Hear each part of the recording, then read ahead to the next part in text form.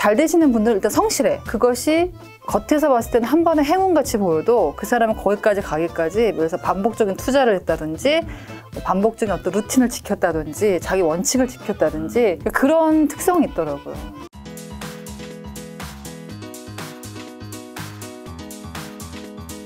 자, 오늘은 이제 아나운서 직업 뭐 이런 거 아니고 네. 어떻게 보면 아나운서님께서 이제 원래는 방송국에 계셨던 거죠. 네. 굉장히 안정적인 어떻게 보면 또 고용봉이라고 볼 수 있는 거잖아요. 그 당시엔 그랬죠. 그렇죠. 그 당시에는. 그 당시에는. 네. 근데 그걸 이제 그만두고 이제 나오셔서 어떻게 보면 프리랜서로 활동하고 계신 건데 네. 많은 분들이 지금 직장 생활을 하고 계시지만 회사 밖으로 나와서 뭔가 자신만의 일을 하고 싶은데 네. 고민되는 지점들, 뭔가 그 불안함.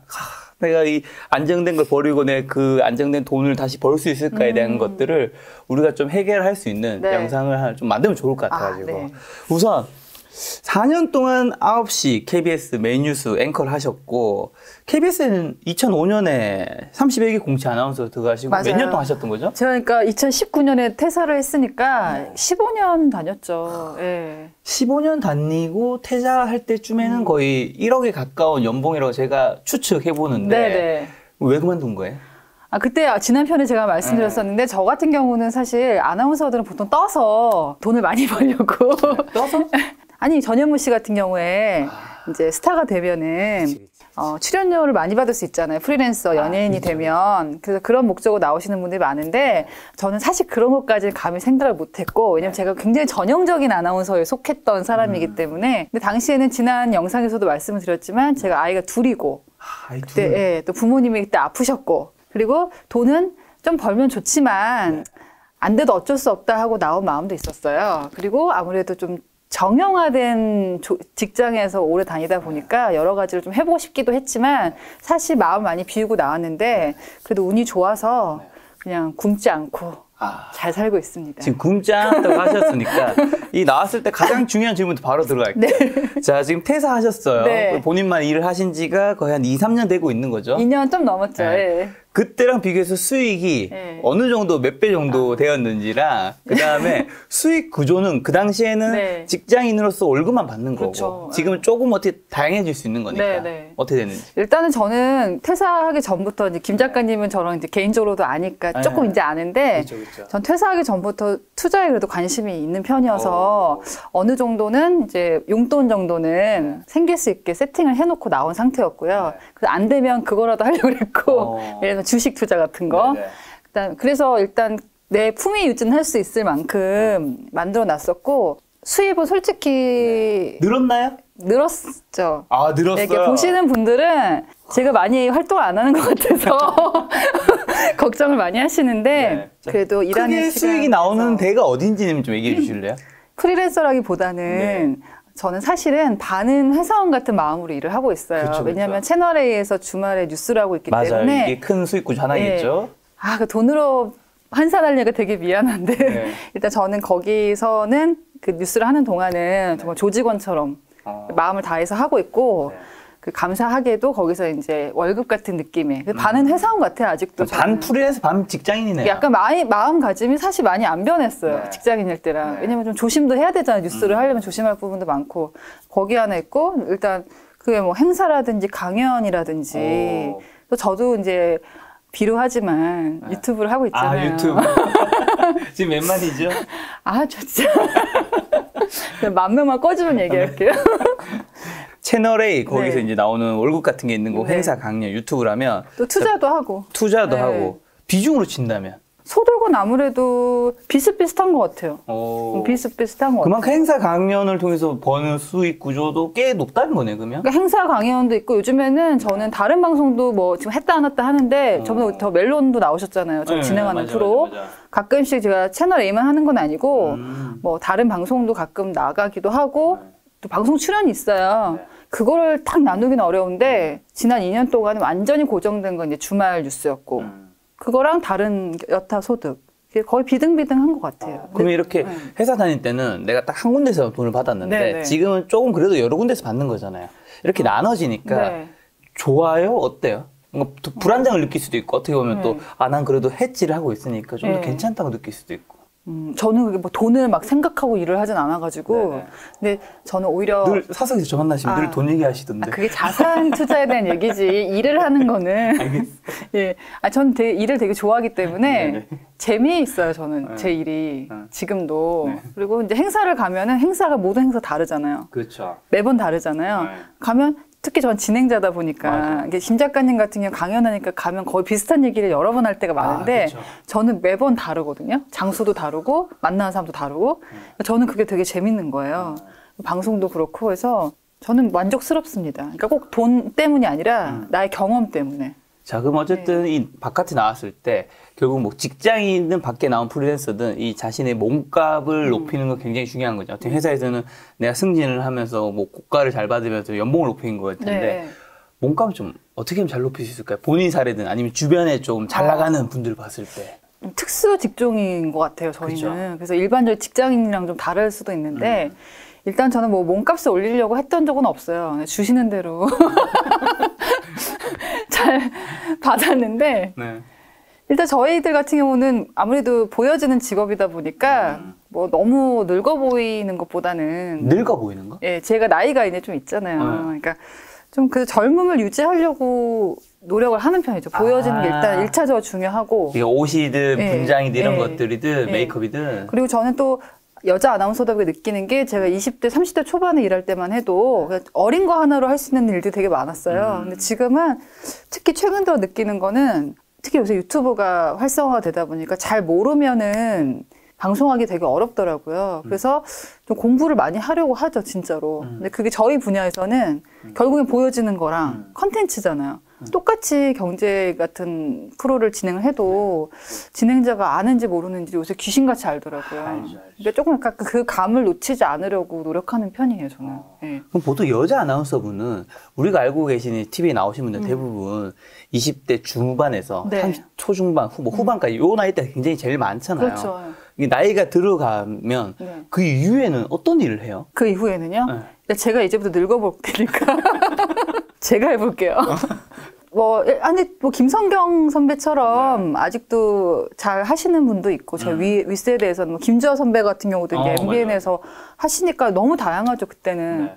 아나운서만 그런 건 아니고, 그 어떤 직장에서 정년퇴직을 할 게 아니라면은, 사실 40 넘어서부터는 각자 도생. 각자 다 다른 것 같아요. 유튜버들도 그렇지 않아요? 그쵸, 그쵸. 네.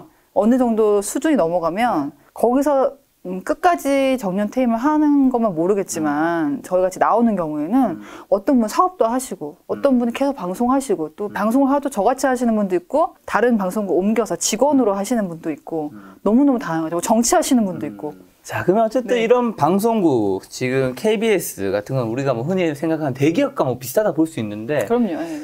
자, 퇴사하고 알게 된 것들, 예. 뭐 아쉬웠던 것들 뭐예요? 너무너무 많죠. 네. 너무너무 많은데, 저 같은 경우는 25에 입사를 해가지고, 진짜 방송만 열심히 하다가 나왔어요. 그렇죠. 근데 나와보고 느낀 거는 특히 요즘에 이제 이런 투자 채널들이, 네. 재테크 채널들이 막 뜨고 있잖아요. 그러니까 그때 내가 조금 더, 그 당시에는 그 연봉이 초창기엔 적다고만 생각하다가 이제 나왔는데, 저희 아마 후배들 보고 있니? 예. 우리 이제 KBS 다니는 후배들이 굉장히 많은 분들이 봤어요. 전에 조회수 영상이 200만이면 아나운서는 다 봤다. 예. 그러니까 KBS 다니는 분들, 아니 뭐 방송국 다니는 사람들 생각보다 월급이 작다고 생각해요. 본인들은 예, 저도 그렇게 생각했었어요. 근데 지금 그만두고 보니까 그게 되게 종잣돈이었고 그때는 또 집값 같은 것들이 지금 뭐 쌌잖아요. 쌌었죠. 그러니까 좀 일찍 내가 경제적인 마인드에 눈을 떴더라면 되게 좋았겠다. 퇴사를 하든 안 하든 떠나서 조금 더 경제적 자유라고 요즘 많이 얘기하잖아요. 그게 밑바탕이 돼 있으면 내가 일을 할 때 좀 더 네네. 여유롭게. 네. 그러니까 저는 처음 관심을 가진 게 2011년경 결혼하면서부터 관심을 가진 거예요, 사실은. 그저 아무것도 몰랐어요. 제 월급이 얼마인지 며칠이 월급날인지도 몰랐거든요. 근데 그게 되게 8년 동안을 잃어버린 거야. 왜냐면 회사 8년 단위 결혼했거든요. 그렇죠. 그러니까 8년 동안은 경제적인 마인드가 전혀 없었어요. 없었던 제가. 거죠. 예. 그거를 그만두고 보니 이제서야 되게 후회가 많이 돼서 제가 이제 퇴사할 때도 제 후배들한테 누구 신입다운 들어오면 항상 들어오면 좋은 방송인이 되라 뭐 이렇게 하라는데 항상 저는 집부터 사. 빨리 은행 가서 대출 내. 이런 얘기를 했던 선배였을 거야. 예, 보고 있니? 저 때문에 집 산 사람 되게 많아요. KBS에. 은행 다 갚으셨나요?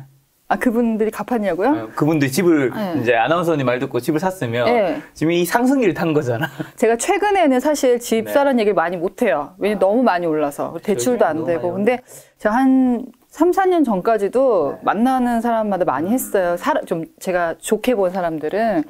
근데 지금 뭐 제가 한 50명은 집 사게 했어요. 아무 생각 없는 애들한테 이제. 이쯤에서 고백하면 사실 김 작가 TV에서 저도 이번에 집을 샀는 게 조수비 아나운서님이 굉장히 저한테 프레셔를 주셨어요. 맨날 전화했어.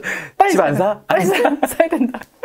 그래서 샀는. 자, 또 다른 분도 도와주셨지만 저 한 오른쪽 날개 하나를 담당해 주셨죠. 그래서 마음 든든하지 않아요? 아, 마음이 편해요. 오르든 떨어지든 별로 관심 없어요. 그러니까 저는 사람들이 착각하는 게 집 얘기해도 되는지 모르겠는데 저는 어떤 식이었냐면 제가 맨 처음 동료들한테 집 사게 했던 게 저희 나이 또래 애들이 이제 결혼해서 애를 많이 낳잖아요. 그러면 애를 보러 가. 우리가 친하니까. 근데 막 얘기하다 보면 친하니까 이게 반전세에 얼마에 살고 있다 얘기를 하는 거예요, 저한테. 5억에 50 주고 살고 있어, 이러는 거예요. 월세야, 뭐 애매야, 뭐 이런 얘기 하죠. 근데 저는 그게 그때 이자로 되게 빨리 계산이 되는 편이어서 5억에 50이면 너 지금 예를 들면은 최소 9억짜리 집을 살 수 있는데 그때는 대출이 잘 나올 때고 집값이 10억 미만일 때니까 그때 중위 가격이 왜 이렇게 있냐면 어떻게 50만 원씩 대출을 내 5억에 대출을 어떻게 내 막 이래요. 제가 또 전화 알죠? 나 당해봤지. 저 매일 아침마다 전화 주더라고요. 김 작가 집 안 사니? 전화해서 막 그렇게 했어요. 제가 셀 수 없을 만큼 한 2015년 이후로부터 정말 저 때문에 돈 많이 버셨을 거예요, 지금은. 이쯤에서 이런 질문 드리고 싶은 게 이게 안전된 직장일수록 좀 투자를 늦게 하는 경향이 있는 것 같다고요. 아까 전에 저랑 티타임 때 얘기해 주셨는데 어떻게 보면 이 아나운서라는 직업을 가지신 분들은 또 시사나 경제 이런 거를 많이 하잖아요. 근데 본인들은 어떻게 보면 이 재테크에 좀 관심이 없는 경우가 많다고. 맞아. 저도 그랬고, 그리고 경제 뉴스 같은 걸 다룰 때는 저는 절대로 이거 뭐 기자들을 비하하거나 그런 게 절대 아니고, 또 요즘에 세상이 많이 바뀌어서 언론사 계신 분들 투자에 많이 눈을 떴어요. 요즘에 눈을 떴죠. 근데 저희가 다닐 때를 기준으로 보면은 약간 그런데 관심을 갖는 것은 좀 뭐랄까 좀 세속적이다? 세속적이다. 속물 같다. 이런 시선이 좀 있었고 또 집값이 오르면 안 되는 것 같아. 그래서 호들갑이야. 요즘에 비트코인 떨어졌다고 또 난리 나잖아요. 폭망했다. 영끌로 어떡하나. 그래야지 헤드라인이 나오거든요. 아, 그치. 신문 아무래도 어느 정도 헤드라인 카피는 좀 자극적이야지. 그러니까 정해진 헤드라인들이 있어요. 근데 우리가 일하는 사람들도 어느 순간 되면 거기에 중독되는 것 같아요. 그걸 객관적으로 보지 않으면. 그러다 보니까, 이게, 예를 들어서 내가 저도 경제 프로를 진행을 했었는데, 여기 어느 날 폭락론자가 나오면, 이거 빨리 이거 팔아가지고 현금화해야 되는 거 아니냐. 그런 조바심이 나고, 사실은 언론사에 있는 분들이 돈에 빨리 눈을 뜰 것 같지만은, 항상 어떤 현상의 최후의 보도를 하는 거잖아요. 그래서 그 인사이트를 갖는 게 되게 어렵다. 그래서 본인이 투자를 해야만이 알 수 있는 거지. 그건 뭐 언론사에 있다. 뉴스를 많이 쓴다고 해서 아는 건 아닌 것 같아요. 아나운서님이 근데 첫 투자는 제가 알기로 그렇게 뭐 성공적인 투자는 아니었다고 들은 것 같은데 어떤 거였어요? 저는 이제 실명을 밝히긴 어려운데 지금 후배 아나운서인데 저희 투자 마인드 일깨워준 후배가 있어요. 어느 날 그 친구를 따라다니다가 이제 하나 제안을 받아서 회사 근처에 있는 작은 원룸을 구입했었어요. 2011년 정도에. 1억 3천이었고 현금이 7,500인가 밖에 안 들었어요. 그러니까 저는 그때까지 투자 경험이 하나도 없어가지고 그래도 7,500 정도는 벌어서 갚을 수 있지 않을까 이래서 샀단 말이에요. 근데 그때 되게 잘 산 줄 알았어. 수익률이 6%였거든요. 엄청난 거잖아요. 그래서 월세를 받고 되게 행복했는데 지나고 보니까 그게 아파트였다면 그때는 아파트가 10%만 있으면 샀거든요. 그쵸. 근데 대신에 저는 여러분들께 지금 아마 종잣돈이 모자라서 고민하시는 분들 되게 많을 거예요. 그래서 새로 이제 이런 채널을 보신 분들은 돈 많다고 자랑하는 것 같고 불쾌할 수 있거든요. 근데 저는 그런 말씀 드리고 싶은데 소액이라도 해봐라. 예를 들면 큰 거는 당장 하긴 어렵지만 잘 찾아보면 요새는 지방까지 내려가긴 해야 돼. 이제 금액이 지방이든 뭐 꼭 아파트가 아니더라도 뭐라도 일단 해보면 저 같은 경우에도 그 원룸 때문에 정말 너무 스트레스 많이 받았어요. 이상한 세입자가 들어오기도 하고. 근데 저는 해보면서 빚을 내도 망하진 않는구나. 좀 빚 내면은 맨날 하루 종일 빚 생각만 할 줄 알았어요. 그다음에 부동산을 이렇게 대하는구나. 세입자는 이렇게 받고 내보내는구나. 이상한 사람이 생길 수도 있으니까 이런 동네 이런 특징이 있구나 좀 알게 되더라고요. 그래서 저는 김 작가 대충 제가 이제 어떤 자산을 갖고 있는지 그렇죠, 아실 알죠, 텐데 제 생각보다 이렇게 다양하진 않지만 일단 그때 경험이 굉장히 도움이 많이 돼서 다음에 진짜 중요한 투자를 할 때 좀 자신이 있었던 것 같아요. 잘하든 네, 못하든 네. 수익을 많이 보든 안 보든 어쨌든 네. 한 번에 첫 경험을 하는 게 네. 굉장히 중요하다. 그러니까 자꾸 망할 거라고 생각하잖아요. 근데 그게 물론 시기를 잘 탄 것도 있지만 특히 요즘에 부동산 대세 상승이었잖아요. 몇 년 동안. 근데 저는 그 원룸을 작년에 팔았어요. 5년 채우고 그 뭐죠? 그 사업자 주택임대 사업자 채우고 5년만 했는데 야 1,000만 원도 안 올랐어. 내 거는 다 올랐는데. 그런 걸 보면서 물건을 보는 안목을 기르는 거죠. 그다음에 주식 같은 경우도 저는 제가 뉴스를 하잖아요. 근데 많은 기자분들 또 앵커들이 아까 말씀드렸지만 요새는 분위기가 많이 달라졌지만 직접 투자를 해보는 경우가 되게 드물어요. 저도 처녀 때는 돈을 하나도 몰랐으니까 뉴스에서 삼성전자 주식이 뭐 100만 원을 찍었습니다. 이렇게 앵커 멘트를 하면서도 그게 무슨 의미인지 몰랐어요. 그냥 하는 거지. 근데 제가 2011년경부터 주식 투자도 시작을 했거든요. 근데 물론 그게 엄청 수익이 난 건 아니에요, 제가. 근데 하니까 좀 알고 제가 경제 멘트 쓸 때, 맞아. 그다음에 어떤 사람들 얘기할 때 인사이트가 생기더라고요. 맞아. 그래서 사실은 제가 결혼하면서 많이 인간된 거죠.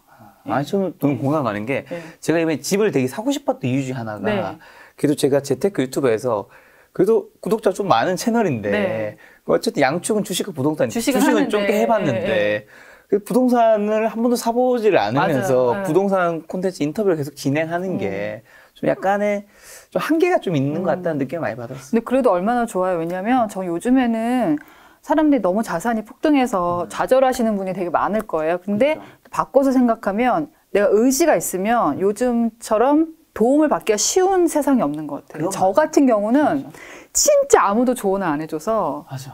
제가 다 발로 알아보고 요즘 방구석에서 휴대폰 한번 클릭하면 제가 맨날 발바닥 빠지게 가고 맨날 제가 주식 같은 경우도 추천해주는 사람 없어요. 그리고 추천받아서 투자하면 그땐 다 망했어요. 그래가지고 신문 보면서 제가 인사이트를 계속 기르려고 고생을 했거든요. 그러니까 요즘에는 사실 너무 슬퍼하지 마세요. 올랐다고 너무 화내지 마세요. 왜냐면 이렇게 좋은 과외 선생님들을 클릭 몇 번으로 만나볼 수 있는 세상이 없어. 그러니까 저희가 2013년에 처음 할 때 나에게 누가 그렇게 가르쳐줬더라면은 내가 처음부터 아파트를 샀지.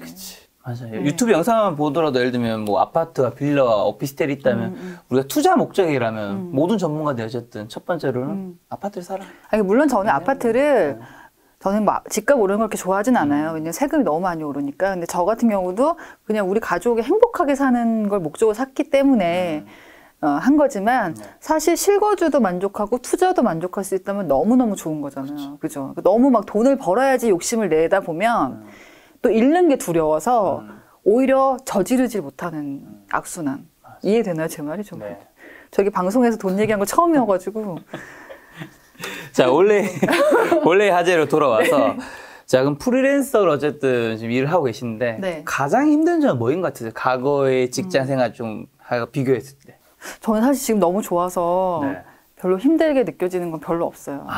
왜요? 여기 괜찮은 건가요? 아니, 돈을 떠나서 저는 시간을 확보했으니까. 시간? 네, 제가 애가 둘이잖아요. 그래서 사실은 그것 때문에 그만둔 것도 크고 부모님이랑 시간을 많이 보내고 싶은 마음이 컸기 때문에 저는 사실 일이 없어도 상관없다 생각하고 나오긴 했거든요. 근데 가끔 불안해지는 건 그거 딱 하나인 것 같아요. 제가 방송하는 걸 되게 좋아해요.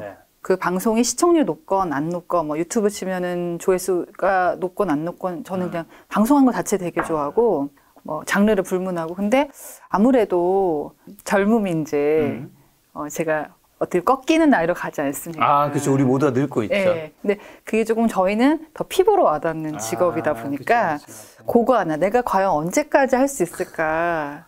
아직은 그걸 표면을 못 느끼지만 많던 적던 지금은 저를 찾아주시는 분들이 있는데 그런 데에 대한 목마름이 좀 있고 그래서 유튜브를 열긴 열었는데 김 작가님처럼 잘 똑똑하게 해야 되는데 그냥 제가 아무거나 하니까 지금 반 직장인 반 프리랜서라서 그래요. 절실함이 좀 적어서. 절실함이 좀 적어요.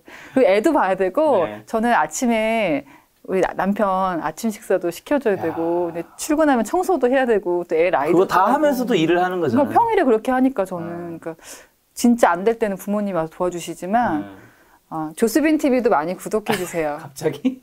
구독, 좋아요, 알람 설정 지켜볼 거야. 자, 그러면 어떤 사람이 퇴사해도 괜찮다고 보세요. 그리고 퇴사할 때 좀 고려해야 될 거. 왜냐하면 이게 내가 내 일 하고 싶다. 나는 나의 의지로 내 모든 시간을 통제하고 싶다 해서 나온다고 네. 꼭 그게 좋은 길로 이어지진 않잖아요. 그렇죠. 일단 어떤 사람이 퇴사하면 좋느냐. 일단은 최소한의 어떤 경제적 기반이 있으면 좋아요. 그렇죠, 그렇죠. 최소한. 그러니까 만약에 얘가 좀 말도 안 되는 직장을 다닌다, 만약에 너무 페이도 형편없이 주고 그런 거 빼고 그냥 일반적인 적당한 직장을 다니고 계신 분이라면 최소한 뭐 그게 월세가 됐다, 아주 작은 월세, 10만 원, 20만 원이라도 그 월세가 됐든 주식 배당주가 됐던 뭔가 현금 흐름이 조금은 있는 게 좋아요. 그게 없으면 사람이 돈이 없으면 굉장히 비굴해지는 순간이 많아져요. 그럴 수 있죠. 네. 맞습니다. 그리고 두 번째는 리스크를 감수할 각오가 되어 있느냐. 리스크. 네. 제가 여기 얼음공장님 네. 나왔을 때 진짜 우리 김 작가님도 꼽으셨지만 진짜 마음에 와닿았던 게 리스크를 사라. 아, 맞아. 부자가 되기 위해서는 리스크를 사야 리스크를 된다. 사라. 그리고 좋은 멘트였어. 저는 그게 리스크 사라는 말로는 생각 못했지만 네. 리스크를 감수할 각오는 했어요. 그러니까 내 뜻대로 되지 않아도 한번 망해보자. 그 용기? 왜냐면 저는 그때 나올 때 네. 제가 이미 근데 이게 어느 연령대 관두느냐도 되게 중요한 것 같아요. 이게 전제 조건 달면은 저는 30대 후반에 그만뒀기 때문에 또 애가 둘인 상태에서 그만뒀기 때문에 너무 내 뜻대로 되지 않는 라이프 사이클이 몇 년 지속이 되다 보니까 나가서 망할 수 있다. 두렵죠. 근데 망할 수도 있는데 망해보서라도 인생은 한 번밖에 안 사는 거니까 한번 감수를 해보자. 그런 마인드. 또 너무 많이 준비하려고 하면은 못 간둬요. 그렇죠. 네. 모든 게 다 세팅이 된다면. 완벽한 준비는 없으니까. 그러니까 저 같은 경우는 이제 그만두고 한 6개월 정도 있다가 채널A에서 일을 시작했거든요. 그래서 많은 분들이 미리 뭐 약속을 하거나 계약을 하고 나온 줄 아시는 분들이 많이 많고 지금도 뭔가 좀 마련해놓고 이렇게 뭔가 다음에 갈 곳 정해놓고 나와야 된다고 생각하시는 분들이 있는데 생각이 다를 수도 있는데 그렇게 되면 참 좋지만 그게 생각보다 쉽지 않은 것 같아요. 그리고 방송하면서 일을 하면서 뭔가 다른 걸 알아본다는 건 되게 상도에 어긋나잖아요. 특히 김 작가님처럼 다른 분야로 전업을 하는 경우는 상관이 없지만 그렇죠. 저는 뭐 그렇죠. 같은 분야 안에서 이직을 할 때는 그 상도의 문제도 있거든요. 그렇죠. 네. 그래서 저는 여러분께서 다른 분야로 가는 것이냐 아니면 비슷한 분야로 가는 것이냐에 따라서 약간 대처도 좀 달라져야 되지 않나. 퇴사 전에 좀 준비해야 될 게 뭔가 월 평균 들어올 수 있는 소득 구조를 만들어 놓는 거라든가 그다음에 그런 리스크를 사는 감내하는 것들도 필요한 거고. 네네. 자, 그러면 이제 퇴사 후에 좀 바뀌어야 될 거. 어떻게 보면 이제 나에게 안정적인 돈을 주는 사람이 없으니까 뭔가 저는 시간이든 뭐 마인드든 진짜 많은 것들이 바뀌어야지 뭐 회사 밖에 나오면 지옥이라고 얘기하잖아요. 퇴사를 하고 나면은 회사 다닐 때보다 더 자기 객관화가 잘 되어야 되는 거야. 맞아. 훨씬 더. 왜냐면 자기를 평가해 주는 사람이 없잖아. 그리고 주는 사람. 회사 다닐 때는 내가 조금 특히 전 공사 다녔잖아요. 그러니까 조금 내 객관화가 덜 돼도 내 수입이 달라지지 않거든요. 근데 나오면 나를 객관화해야 돼. 나의 수익은 곧 나의 경쟁력이다. 그러니까 뭐 무슨 얘기냐면 내가 일을 하는 거, 나의 경쟁력이 바로 돈으로 연결돼. 맞아. 나오면. 맞아. 내 연봉이 정확하게 나의 가치로 이어지죠. 네, 정확하게 하기 때문에 굉장히 본인에 대한 객관화가 되어 있어야 되는데 나와 있으면. 그리고 기분 나쁠 때도 있고 자존심 상할 때도 있어요. 근데 오히려 회사 다닐 때보다 나와서가 자기 자존심을 더 많이 지켜야 되는 것 같아요. 그러니까 사람은 되게 웃겨서 저도 나와가지고 뭐 굴욕감 안 느낀 적이 있겠습니까? 저 한때 뭐 9시 다 소용없습니다. 근데 상대방이 나의 가치를 알아주지 않을 때 내가 자존심이 상하는 걸 들키면 안 되는 것 같아요. 이게 이해되시는지 모르겠는데 그러니까 오히려 나를 뭐 칭찬해줄 선배도 없고 동료가 없기 때문에 나에 대한 객관화도 잘 되어 있어야 되겠지만 누구보다 더 나를 좀 대단하게 생각해야 되는 게 공존해야 되는 것 같아요. 이 어떻게 보면 내 자존감을 스스로가 살려야 되는 것도 있지만 자기 객관화도 필요한 게 저 너무 공감 가는 게 제가 이제 회사를 그만둔 지 벌써 10년이 넘었잖아요. 저 31살에 그만뒀거든요. 와, 고생 많이 했구나. 그러니까 제가 또 좋아하는 뭐 책 내고 작가 강사 활동하니까 막 30대 중반에 동생들이나 회사 동료도 과거 동료도 만났을 때는 막 그때는 이제 김 작가 멋있다. 자기가 하고 싶은 일하고 이렇게 얘기를 했단 말이에요. 근데 그 동료를 나중에 제가 유튜브 좀 잘 되고 난 다음에 만났을 때는 그때 그 감정을 다시 어떻게 얘기하냐면 사실은 그때 걱정 많이 뭔가 했어요. 좀 철이 없어 보이기도 했고 뭐 자기 좋아하는 일 하겠다고 예, 회사 예. 박차고 나와 그렇게 예, 하고 했는데 예. 형이 또 지금 잘한 거 보니까 뭐 잘 갖는 것 같고 뭐 이렇게 얘기한 걸 보면서 야 그때는 이 친구는 어떻게 보면 나를 굉장히 안 좋게 평가를 했고 그게 객관적인 평이었을 수도 있는 네, 건데 네, 네. 어떻게 보면 걱정을 한 거지. 예. 근데 나한테 말을 할 땐 그렇게 안 하잖아. 바깥에 나 있으면 나한테 안 좋은 이야기가 안 들릴 수도 있는 네, 거지. 네, 네, 네. 그러다 보면 좀 자기 객관화가 덜 될 수가 있지. 덜 될 수도 있는 것 같다. 근데 때로는 또 김 작가님 나와서 항상 잘 된 건 아닐 거 아니에요. 그렇죠. 그래도 나는 잘할 수 있다는 자존감을 지키니까 쭉 끌어온 둘 다 거고. 중요한 것 같아. 그리고 저는 김 작가님을 내 동생이긴 한데 되게 높이 사는 게 네네. 저랑 되게 다른 성향인데 저는 사실 좀 저지르고 보는 스타일이고 아, 그렇죠. 저질이죠. 네, 보여지는 건 좀 단아할 것 같지만 목소리까지 다 나갔다 하지 말고. 제가 생각보다는 좀 그래도 너무 복잡하게 생각하지 않으려고 하는데 좀 심플하죠. 김 작가는 보니까 모든 거를 약간 엑셀 파일을 하는 사람이더라고. 그 SWOT라고 경제학에서 보면 SWOT. 네, 딱 그 분석하잖아요. 장점, 약점, 기회 뭐 이런 거. 근데 이분은 모든 걸 그렇게 하더만. 여기 바깥이잖아요. 네. 잘못하면 죽어요. 근데 저는 제가 어떤 생각이 났을 때 정리해서 말하는 스타일은 아니고 머릿속에 한 다음에 말로, 왜냐면 제가 직업을 말로 하는 직업이다 보면 그게 익숙한데 여기 우리 스튜디오 오면 김 작가님 큰 모니터가 있거든요. 대화할 때도 거기 치면서 아니 거기는 이제 그 이제 회의할 때 그 노트북이랑 그 연결된 모니터 같은 거 말하는 건데 이제 뭔가 조금 우리가 건설적인 이야기를 할 때는 뭔가 프로젝트 같은 느낌도 들잖아요. 근데 저 되게 충격적이었어요. 왜냐면 제가 고민이 있어서 진로 상담을 좀 했는데 이 친구가 누나는 지금 상황이 어떻고 뭐 그래서 만족하지 못하고 근데 이런 사람 성향이고 이러면서 분석을 하는 거예요. 제가 하고자 하는 말은 김 작가가 100만이 되고 제가 4만에서 고전을 면치 못하는 결정적인 차이는 이분은 자기 객관화가 되어 있는 거죠. 저는 아직도 부족한 것 같아요. 네. 더 열심히 하도록 하겠습니다. 네. 자, 그러면 이제 주변에 그 아나운서 이제 정규직을 그만두고 프리랜서로 가신 분들 많이 봤을 거고 또 다른 주변 지인들 뭐 대기업이든 뭐 공무원이 보셨을 거잖아요.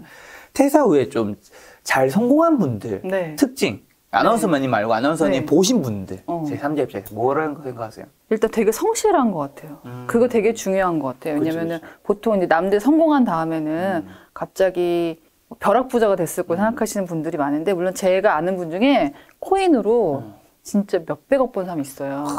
그러면 보통 사람들은 엄청난 행운이 그 사람한테 왔을 거 생각하잖아요. 근데 가만히 그 사람을 보니까 그분도 퇴사해서 잘 된 케이스였는데 그분이 일단 자기 사업체가 일단 있고 그 루틴을 되게 잘 지키는 거예요. 몇 시에 일어나서 뭐를 하고 투자를 할 때도 흔들리지 않게 잘 되시는 분들은 일단 성실해. 그리고 그것이 겉에서 봤을 때는 한 번에 행운같이 보여도 그 사람은 거기까지 가기까지 그래서 반복적인 투자를 했다든지 뭐 반복적인 어떤 루틴을 지켰다든지 자기 원칙을 지켰다든지 그런 특성이 있더라고요. 그래서 김 작가님도 보면은 원칙을 몇 개를 꼭꼭 지키더라고요. 네, 그런 특징들이 있어요. 네. 그렇죠. 이 성실성이라는 게 사실 순간순간 성실할 수 있는데 루틴이라는 거는 늘 꾸준하게. 예를 들면은 제가 코인을 예로 들어볼게요. 그 어떤 투자보다 가장 요행이 작용할 것 같은 투자인데 이분은 몇 년 전에 공부를 되게 많이 했어요. 그리고 본인이 그 메타버스 쪽에 아주 옛날에 관심을 갖게 된 거예요. 가상세계에 대해서 관심을 갖다 보니까 이 코인이라는 걸 알게 됐어. 그래서 또 공부를 해. 그 많은 코인 가운데서도 자기가 딱 괜찮다고 생각한 게 있었나 봐요. 근데 그거를 우리는 막 들락날락 할 때마다 막 어떻게 그러는데 이분은 자기가 알고 있고 믿음이 있으니까 항상 정해진 타이밍에 정해진 수량을 매수하더라고요. 저한테도 권했는데 안 했지. 어느 순간 확 터졌어. 그 기회를 옆에서 같이 봤는데 얘기해줘서. 왜 저한테 이렇게 권유를 많이 안 했냐 이랬더니 수빈 씨는 앵커니까 자기가 얘기하면 사기꾼인 줄 알고 그랬다고. 근데 저는 이게 되게 극단적인 예를 든 건데요. 코인처럼 굉장히 요행이 작용할 것 같은 분야조차도 제가 봤던 분들은 성실함, 또 루틴을 지켰던 자기 원칙을 지켰던 분들이 많았고 그렇지 않았던 분들은 물론 뭐 갑자기 떼돈 벌 수 있어요. 근데 그걸 지키는데 실패하는 경우가 되게 많았던 것 같고 특히 나이 들어서까지 오래 하신 분들 있죠. 일을 뭐 방송이든 됐든 일을 하시는 분들은 진짜 성실해요. 성실. 그쵸. 그게 제일 큰 덕목인 것 어떻게 같아요. 보면 대운이 왔다고 생각한 분들도 그냥 얻어진 운은 사실상 대부분 없다. 되게 놀라는 것 같아요. 그리고 저는 염승환 이사님을 저번에도 이제 저한테 말씀하셨는데 그분이 이사님 되셨잖아요. 그럼 사실 이제 방송 이렇게 많이 할 필요도 없고 나갈 때 뭐 출연료도 훨씬 더 많이 올릴 수도 있고 그런데 그분은 어느 방송을 가도 한결같아. 그렇죠. 네. 굉장히 꾸준하게 네. 성실하게 꾸준한 게 열심히 되게 큰 것 같아요. 자, 그럼 프리랜서가 가져야 할 가장 큰 경쟁력 한 가지 키워드를 한번 가장 큰 정리한다면 경쟁력? 저는 네. 이게 성실성이든 뭐 루틴이든 뭐든 네. 어떤 단어 설명하는데 사든 상관없는데 네. 딱 한 가지로는 기결돼야 되는 것 같아. 실력이 있어야 되는 것 같아. 아, 실력은 있어야죠.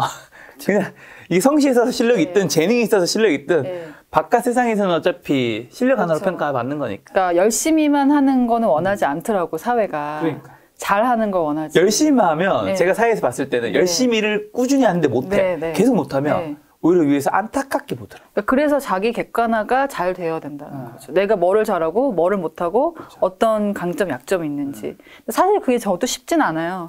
쉽진 않은데 적어도 제가 뭐 이 분야에서 탑이라고 생각하지도 않고 제가 1등 아나운서 생각 절대 안 하는데 그래도 어떤 의뢰를 받았을 때 예를 들면 제가 이제 여러분 네이버를 보시면 네이버 뉴스 들어가시면 그 보이스 뉴스 서비스가 있습니다. 제 목소리예요. 여러분 생각하신 것보다 많은 곳에 여러분 곁에 제가 있어요. 아, 그 목소리 좀 시연하는 걸로 한 네. 10초짜리 짧은 거 아무거나. 4년 동안 KBS 9시 메인 뉴스 앵커, KBS 그만두고 프리랜서로 독립한 이유는? 아, 우리 집 무슨 AI가 지금 작동한 것 같아. 그러니까 지금 어떤 뉴스를 클릭하셔도 제 목소리 나와요. 그러니까 제가 하고자 하는 얘기는 제가 실력 있다는 얘기가 아니라 제가 어떤 의뢰를 받으면 거기에 맞춘 그 뭐랄까요 실력을 보여주려고 노력을 하는 거죠. 그렇죠. 그러니까 저 같은 사람도 먹고 사는 거죠. 거기서 거기 검증을 받아야지 또 네. 딴 데 일이 또 주어지는 거. 예. 왜냐면 제가 지난 영상에 보니까 전현무 씨를 얘기했었는데 방송인 중에서 그분이 재밌고 뭐 화제성도 있고 여러 가지 요인이 있지만 결국 방송을 잘해요. 그렇죠. 그죠? 그러니까 그런 거. 저는 뭐 엄청 대단한 거를 저한테 요구하는 건 아니지만 뉴스를 예로 들어보면은 제가 다양한 장르의 방송을 했지만 많이들 기억하시고 또 제가 갑자기 섭외가 왔을 때 자신 있게 하는 분야도 결국 뉴스 쪽인 것 같아요. 그러니까 그게 실력이라는 게 뭐냐? 되게 추상적이지만 그래도 의뢰하는 사람이 안정적으로 맡길 수 있는 건 각자 다 있잖아요. 그러니까 그런 게 하나 정도는 있어야 되는 것 같아요. 네. 그럼 그런 아나운서님이 계속해서 성장하기 위해서 네. 좀 나에게 투자하는 건 뭐가 있으세요? 저는 개인적으로 사실 저는 뭐 시계도 없고 뭐 반지도 나도 없고 없어요. 목걸이도 없고 뭐도 없는데 네. 제가 유일하게 아끼지 않는 거 뭐 유튜브든 뭐 제가 책을 내기 위해서든 뭐 투자해야 되는 것들 뭐 장비든 뭐든 있잖아요. 네네. 그러면 그때는 돈을 아끼지 않거든요. 맞아, 그러더라고. 저는 그럴 때도 돈을 아껴요. 어디 그 투자를 하는 게 있을 거잖아요. 근데 여러분 제가 생각하는 것보다 저번에 썸네일 가운데 하나는 뭐 재벌한테 시집갈까 아나운서 뭐 그런 것도 있는데 화려한 이미지가 그렇죠. 아나운서라는 많잖아요. 직업 자체가. 네. 근데 이제 우리 김 작가 옆에 저 봤겠지만 저는 그러니까 저에 대한 투자가 좀 별로 없어요. 그러니까 자동차도 저 10년 넘은 거 타고 지금 여기 가만 보면 목뒤 뒤에도 구멍 났다? 아니 근데 액세서리 같은 건 못 하는데 제가 투자를 하는 부분은 사람마다 다 다를 텐데 저 같은 경우는 디스크가 되게 좀 심한 편이거든요. 허리 디스크. 예. 제가 안 아끼는 게 추나, 그다음에 마사지, 그다음에 목욕. 지금 코로나 때문에 많이 못 가는데 목욕? 대중 목욕탕 같은 거 되게 좋아하는데 여러분 이게 되게 웃긴 얘기 같잖아요. 네네네. 근데 저는 그게 저한테 되게 투자인 것 같아요. 내 컨디션을 유지하는 투자. 근데 대중 목욕탕은 그래도 좀 네. 알려진 직업이신데. 상관없어요. 아, 네. 저는 목욕탕에서 선도 많이 들어와요. 지금도. 과거에. 아니 지금도 들어와. 아, 지금도 결혼 안 한 줄 알고. 누군지 모르고 벗었는데 도대체 뭘 보고. 우리 아들하고 마음에 드셨나 봐요. 네, 약간 19금 얘기 같은데. 아니 제가 하고자 하는 얘기는 네네네. 저는 사실 아이들 키우고 그래서 걔네 쫓아다니면 시간이 없는데 돈을 안 아끼는 게 저는 이제 필라테스 같은 거는 꼭 다 끊어. 1대1로. 그거 한 번에 거의 6만 원, 7만 원 한단 말이에요. 1대1로 끊고 어디 좋은 이제 뭐 마사지 생겼다. 근데 저는 뭐 막 다 바꾸는 편은 아닌데 꾸준히 다니는 편이고 어떻게 보면 아나운서님한테 가장 필요한 건강과 그 미적인 것들을 좀 어느 정도 계속 유지하려고. 미라기보다는 저는 휴식이 되게 필요한 사람이거든요. 휴식. 왜냐면 저는 아침에 일어나자마자 식구들 뒤치다거리하고 막 그 사이사이 껴서 일해야 되고 그 와중에 또 주식 투자도 해. 되게 바쁘단 말이에요. 그러니까 약간 쉬어가는 시간에 대해서는 돈을 아끼지 않는 편입니다. 자, 그러면 이제 직장 생활 하다가 내가 이제 바깥에 나오려고 하면 사실 주변에서 하는 말들은 나가지 마. 다 그랬어. 다 그 말 하지. 왜냐하면 지금 거기가 안정적으로 내가 돈을 벌고 있는 거니까 남의 말에 좀 휘둘리지 않으려면 네. 어떻게 해야 될까요? 그리고 또 본인 스스로도 내가 나가려고 하면 나가고 싶다라는 마음은 알지만 네. 이게 바깥에 나가는데 무조건 성공한다는 보장이 없으니까 실패가 두렵잖아요. 저도 한 3년을 생각했어. 그러니까 3년을. 도전을 망설일 텐데 그런 사람들한테 좀 어떤 조언? 일단 뭐 의견을 많이 구하는 건 좋은데 회사에서는 의논하지 마세요. 일단 소문이 새면은 좋지가 않고 일단 맞아. 그만두기 전에 그리고 보통 저도 10명 중에서 이제 9명은 간두지 말라 그랬죠. 나가도 할 거 없다고. 근데 그 중에 진짜 저를 걱정해 주시는 분도 있었고 어떤 분은 내가 나갔으면 해서 잘 나가 분도 있었는데 보통 나를 위하는 사람들은 나가지 마라라고 단답형으로 대답을 해주기보다는 왜 그만두고 싶은지 물어보죠. 묻더라고요. 이유를. 네, 보통 이거나 그래? 관두게 해줄게 이건데 둘 다 X고 내가 왜 그만두려고 하는지 들어줄 수 있는 사람 그런 사람하고 정도만 의논을 하시고 사실 너무 많은 사람한테 의논할 필요가 없어요. 왜냐면 그 사람도 자기 걸 몰라. 나는 결국 나만 아는 거니까. 네. 결국에는 나오는 걸 결정할 때는 그 리스크를 이제 감수하는 사람이 그렇죠. 리스크를 감수해야 되는데 그냥 막 도박처럼 감수하는 게 아니라 우리 김 작가처럼 수앗을 그려서 그래서 그런 것 같아요. 약간 투자를 할 때도 네. 우리가 사실 주식이든 비트코인이든 부동산이든 다 어느 정도 위험 자산일 텐데 내가 아는 것만큼 그 리스크는 줄어드는 거잖아. 내가 회사 밖을 나올 때도 내가 준비한 만큼 그 리스크는 전 줄어들 수 있는 것 같아서. 하나만 제가 짚고 넘어가자면 저는 15년을 다녔다가 관둔 거기 때문에 이런 말을 하는데 너무 빨리 그만두는 거는 저는 말리고 싶어요. 그럴 수 있죠. 그러니까 저는 너무 늦게 관둔 케이스 같긴 해요. 거의 뭐 팀장급이 될 때 관뒀으니까. 근데 그 가만히 보면은 프로 이직러들이 있어. 좀 하다 관두고. 그건 좋지 않지. 네, 그건 좋지 않고 이직을 할 때 하더라도 내가 완전히 분야를 바꿀 게 아니라면 지금 이 분야에 대해서 어느 정도는 전문성을 갖고 그만두라는 거죠. 그 전문성은 뭐 분야에 따라 다를 거예요. 방송인들은 뭐 인지도가 전문성의 일부이기도 하니까. 근데 그게 아니라 대체로 우리가 다니고 있는 직장에서는 전문성. 적어도 내가 비슷한 직장을 갔을 때 연봉을 조금이라도 올릴 수 있는 상황에서 옮겨야 되는데 제가 이렇게 말하는 게 뭐 퇴사를 부추긴다 생각하실까 봐 말씀하는 건데 저 같은 경우는 15년 다녔기 때문에 고민도 할 만큼 했고 뭐 회사에서 할 만큼 했고 여러 가지 고민을 많이 했는데 좀 들어간 지 3, 4년 뭐 얼마 안 됐는데 2, 3년 됐는데 나 이거 아닌 것 같아. 적성이 안 맞는 것 같아. 이러면서 관두시는 분들이 있단 말이에요. 그렇죠. 저같이. 저 2년 만에 그만뒀으니까. 근데 여기는 판단이 빨랐다고 봐야 되나? 저는 정확하게는 그런 것들을 못 견디고 그만둔 게 아니라 원래부터 하고 싶은 일이 너무 분명히 했어. 그래서 나왔던 거. 맞아요. 그러니까 성장을 위해서 그만두는 건 괜찮은데 못 견뎌서 그만두는 것만큼은 절대로 하지 마라. 그 일이 너랑 맞는지 안 맞는지는 알 수가 없다. 왜냐면 저도 처음에 1, 2년 다닐 때는 방송 일이 저랑 너무 안 맞는 것 같더라고요. 제가 찾아보시면 제가 신입사원한테 사고도 엄청 많이 쳤습니다. 진짜 소양이 덜 된 거죠, 제가. 근데 그래서 내가 이게 너무 나랑 안 맞으니까 그만둬야겠다 생각하고 실제로 저희 후배들 중에서도 다닌 지 얼마 안 돼서 관둔 친구들도 있어요. 근데 미안한 얘기인데 그냥 못 견뎌서 관둔 경우는 그렇게 잘 된 케이스를 많이 못 봤고 다만 관둘 때 저처럼 뭐 애 때문이건 시간 때문이건 아니면은 성장을 위해서 관두는 게 제일 좋다. 네. 이게 그거랑 이어지는 것 같아. 아까 전에 아나운서님이 내가 회사 그만둔다고 할 때 주변 사람들이 나한테 이유를 물어봐 주는 사람들이 조언이 되게 중요하다 했는데 내가 회사 그만둘 때도 그냥 엄청나게 특별한 이유나 명분 없이 그냥 못 견뎌서 그만두는 거면 사실 그게 굉장히 좀 낮은 거잖아. 그렇죠. 내가 그 멘탈이 또 약하다는 증거이기도 하고 우리는 항상 직장에서는 저도 물론 그렇게 100% 못했습니다만은 직장에서만큼은 학교가 아니다 여기는. 그렇죠. 프로페셔널이다. 그래서 그만두는 순간조차 프로답게 그만둬야 한다. 멋있네요. 물론 저도 그렇게 했는지는 잘 모르겠지만 관두고 보니까 그렇게 많이 느꼈습니다. 좋습니다. 네.